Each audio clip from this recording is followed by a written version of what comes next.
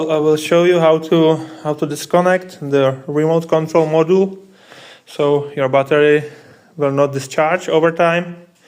So first remove 4 bolts, here, here, here, and here. Those are 10 millimeters bolts. So you put away this piece, and now there are 2 Phillips screws. You remove them, it will pop up the hood, and here you see the speaker of the alarm and the control unit. So you just find the connector from control unit and you disconnect it. Now it's done, and your battery will not discharge.